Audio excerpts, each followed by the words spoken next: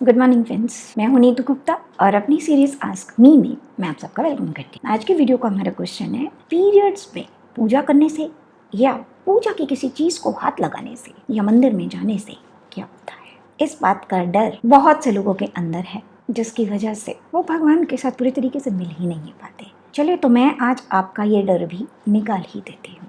सबसे पहली बात, पीरियड में ग्रंथ को हाथ लगाने से, भगवान के दर्शन करने से, उनके सामने जाने से और भी इधर उधर की जितनी बातें आप तक पहुंची है, ये हो जाएगा वो हो जाएगा, ये सब बातें देन है एक डार्क एज की। डार्क एज यानी जिस समय अंधेरा था, ज्ञान था ही नहीं संसार के अंदर। अंधेरे में तो रस्सी भी सांप दिखती है, पर अब दुनिया में रोशनी भी आने लग गई है। जब रोशनी आने लग गई है तो ज़रूरी हो जाता है कि अपने सारे बिलीव्स को, सारी धारणाओं को हम वापस से चैलेंज करें और इनका असली सच जानने की कोशिश करें। हो सकता है जो आपको अब तक बताया गया वो सिर्फ एक झूठी गलत धारणा है और उसका डर आपको इस तरीके से दे दिया गया है कि आप उसके आगे सोचने की कोशिश ही नहीं करते। वैसे भी जब एक व्यक्ति के अंदर डर किसी चीज़ का हमें बैठाना है ना, तो उसका बेस्ट तरीका है उसको धर्म के साथ, रिलीजन के साथ जोड़ दो। क्योंकि कोई भी इंसान अपने लिए कर्म नहीं बनाना चाहता। रिलीजन, पाप, पुण्य, ये ऐसे वर्ड्स होते हैं ना जो इंसान को डरा देते हैं पूरी तरीके से। तो पहली चीज़ तो ये कि ये डार्क एज की देन है, जिस समय पर ज्ञान था ही नहीं, प्रकाश था ही नहीं संसार में, तो कोई कुछ भी सोच लो, सोचने पर टैक्स तो है नहीं आपका। दूसरी चीज़, हम ऐसा मानते हैं कि एक विमेन का शरीर अशुद्ध हो जाता है इस दौरान, इसलिए अशुद्ध चीज़ भगवान को समर्पित नहीं होनी चाहिए, इससे भगवान भी अशुद्ध हो जाएंगे। चलिए तो इसको भी अब जरा खोल कर देखते हैं। पहली चीज़, विमेन का शरीर अशुद्ध कैसे हो सकता है इस चीज़ के दौरान। अगर ऐसा है तो हम सबका जो जन्म हुआ है ना, जितने भी हम सब लोग हैं, इसी प्रक्रिया से, इसी प्रोसेस के ज़रिए हुआ है। कभी देखिए किसी बच्चे के जन्म को कितनी गंदगी होती है उसके आसपास, तो इसका मतलब हमें हम सबसे घिन करनी चाहिए। हम सब भी तो अशुद्ध हो गए, क्योंकि हमारा तो जन्म ही उस अशुद्धता के अंदर हुआ है। तो इस हिसाब से तो हम में से किसी को भी कभी मंदिर जाना ही नहीं चाहिए। अगर हम बात करते हैं हाइजीन की, तो डेफिनेटली हाइजीन तो मेंटेन करनी चाहिए और उसके तो फेवर में मैं भी हूँ, 100% हूँ। गंदगी तो हम हमारे घर में नहीं रखते, तो भगवान के घर में हम कैसे गंदगी लेकर जाएंगे। आज की तारीख में कोई इतना मुश्किल काम तो रह नहीं गया है, पता भी नहीं चलता पीरियड्स कब आकर निकल गए। तो जब हाइजीन मेंटेन है, सब कुछ है, तो कोई वो सब भी समस्या नहीं है। भगवान को जो ग्रहण होता है ना, वो होते हैं हमारे शुद्ध भाव।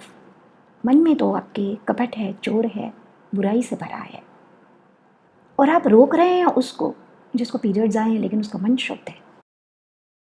ये संसार ऐसा सोच सकता है कि पीरियड वाले को रोका जाए, लेकिन भगवान कहेगा नहीं, मैं इसको स्वीकारूंगा और उसको मैं रिजेक्ट करूंगा, क्योंकि उसका मन शुद्ध नहीं है। अशुद्ध मन मैं ग्रहण नहीं कर सकता।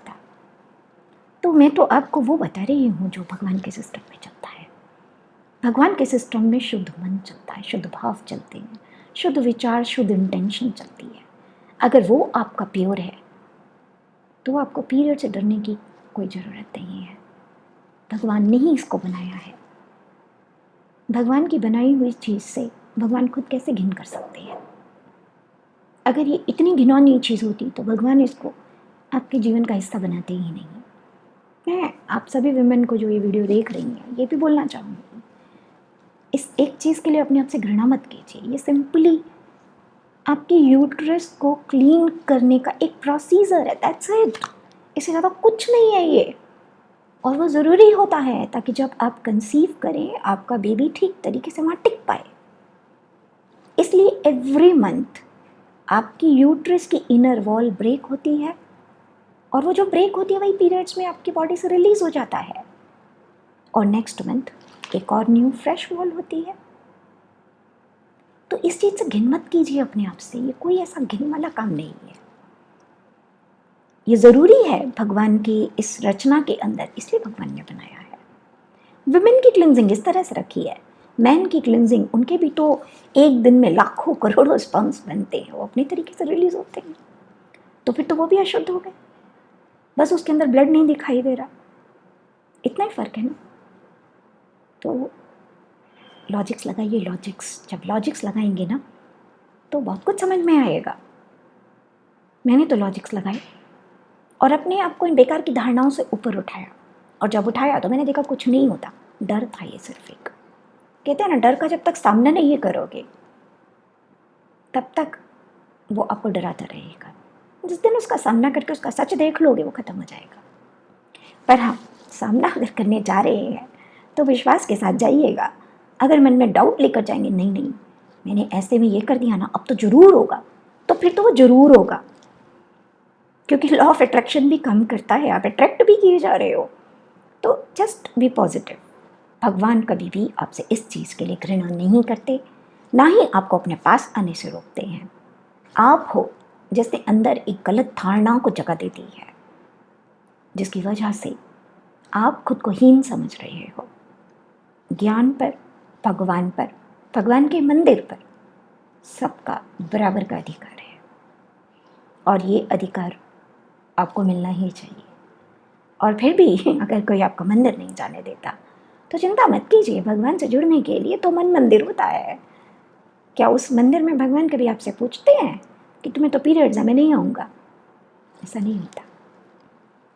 ये इंसान है जो ऐसी छोटी सोच रखता है और हर गलत चीज़ को हवा दे देकर बड़ा बना देता है, ताकि इसके ज़रिए समाज के एक पर्टिकुलर हिस्से को कंट्रोल करता रहे, उसको वीक बना दे।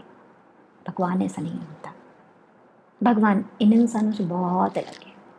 तो अपने अंदर से इस धारणा को हटा दीजिए, बेझिझक पूजा कीजिए, भगवान के भोग का खाना बनाइए, जो आपको करना है कीजिए।